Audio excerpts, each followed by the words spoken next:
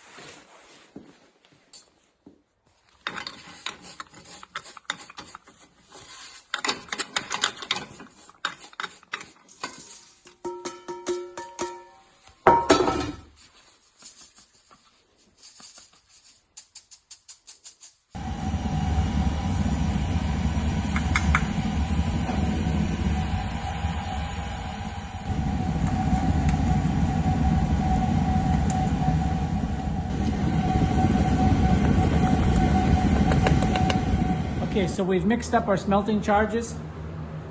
One with chalcopyrite and the other one was arsenopyrite. I'll put the recipe for you right here. We used a lot more lead this time because we have such a small amount of ore, only 50 grams. I maximized the lead as a collector metal so we can find out exactly how much gold there is, if any, in there.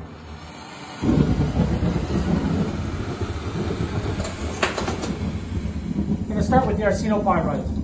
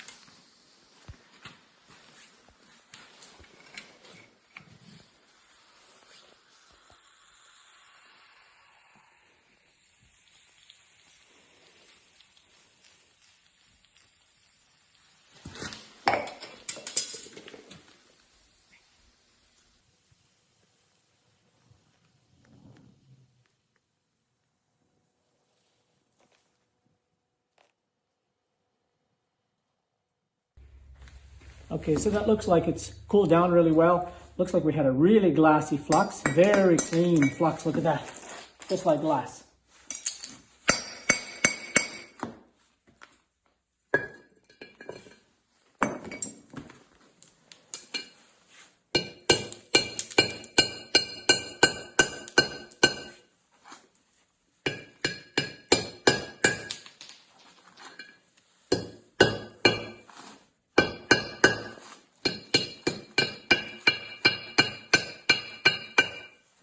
Perfect.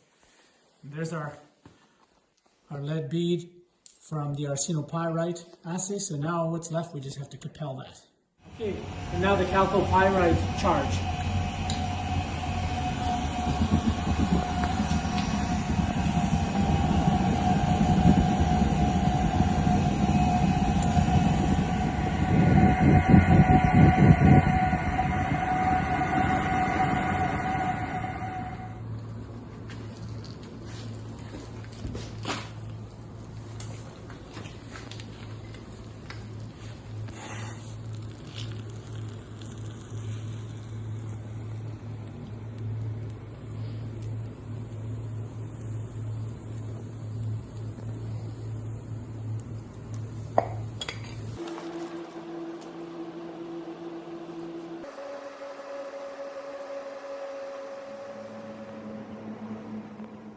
Okay, so let's see what kind of bead we're getting out of the chalcopyrite.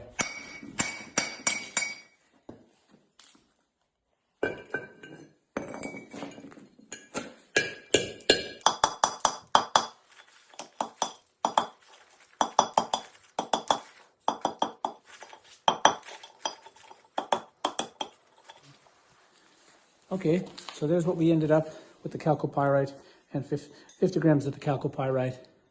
Same amount of lead as a collector metal. Okay, so some early results. The arsenopyrite lead bead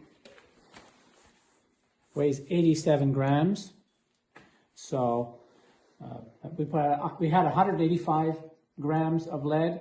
We'll come up with 87. It's roughly half, not bad. Now, the chalcopyrite, we ended up with a much smaller bead. Only 60 grams. 61 grams. So I have some lead loss there. And I suspect I didn't roast my chalcopyrite as well as I did the arsenopyrite. I did it for about the same amount of time, but arsenopyrite has a lot less sulfides in it. It tends to burn off a lot faster than it does out of the chalcopyrite. And if you look inside the crucible from the chalcopyrite, there's a few chunks of lead, quite a few little chunks in there. So I think what we had an imbalance, an acid imbalance. The pH was much more acidic. I had to keep adding sodium bicarbonate to stop it from boiling over, and it just kept bubbling and bubbling, probably because I didn't roast those sulfides enough. And as a result, we've lost some lead. Hard to say how critical it's going to be until we do the capelling. Yeah, if you look carefully at the flux left from the chalcopyrite, you can see a lot of pieces, probably lead or sulfides, or a combination of both. Definitely we had a problem with the pH. Okay, so now we have to do the capelling process, or cupelling process, however you like to say it. Our arsenopyrite weighed about 88 grams. Each one of these cupels can absorb about 30 grams. So I'm going to have to divide this lead button into 3 pieces and put it on our cupels. And the chalcopyrite, it weighed 61 grams. So we should be able to do that in 2. We'll cut it in half, and there should be enough absorption of the lead with 2 cupels for the chalcopyrite. Okay, so now we've cut up our lead buttons. We'll do our chalcopyrite first.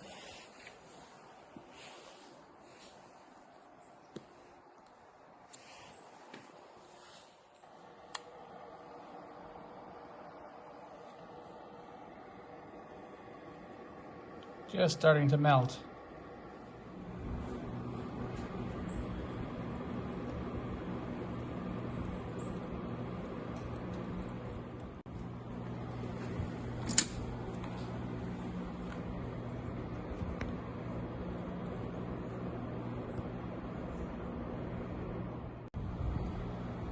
Okay, so there's the results from our chalcopyrite.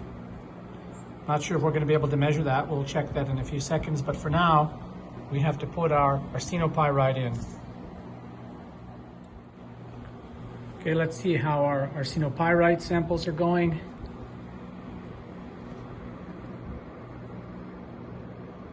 Oh yeah, you can see the lead coming off.